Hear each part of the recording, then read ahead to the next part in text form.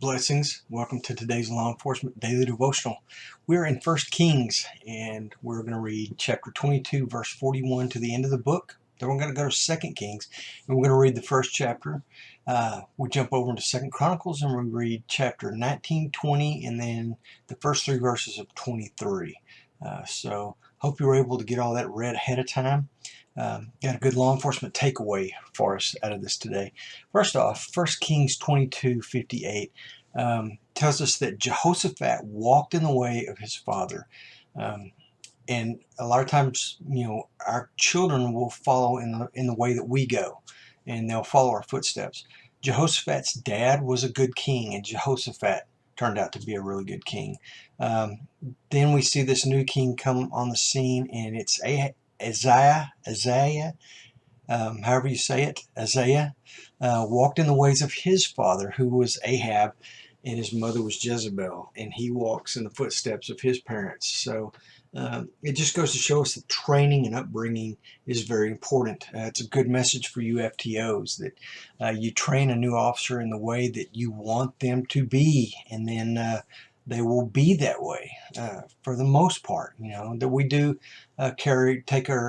get our own takeaways, and we do policing the way we take from this one or take from that one, but always my FTOs had a huge influence on the way that I practiced law and the things that I knew because of what they taught me. 2 Chronicles 19 verse 2. The king of Judah gets a visit from a man of God. Now the king of Judah was Jehoshaphat, and he had gone to fight with Ahab. And so you got this good king in Judah and this bad king in Israel, but they come together and they fight together, and they develop this alliance. But this man of God comes to Jehoshaphat and he says, should you help the wicked and love those who hate the Lord, and so bring wrath upon yourself from the Lord?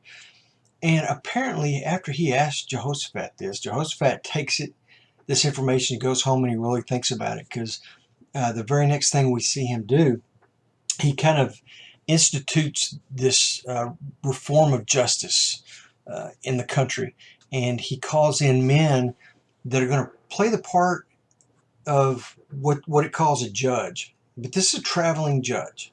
And this judge he does the judging like a judge in a court. He would be the jury in a court, but he's also the law enforcement officer who's going out and answering calls, people who are raising these accusations, and he's going out and he's investigating, and then he's making judgments right there on the spot.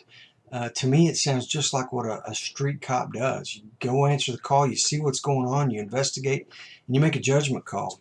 So that's what these guys are going to do, that he puts in the place of these judges. And I just love the charge that Jehoshaphat gives these traveling judges or law enforcement officers. And it's kind of, it's something I would love to see our police chiefs, our sheriffs, do something similar to this in today's society. But listen to this. He says, consider what you are doing, for you do not judge for man, but for the Lord who is with you when you render judgment. Is this charge something that you could hear a chief give you today?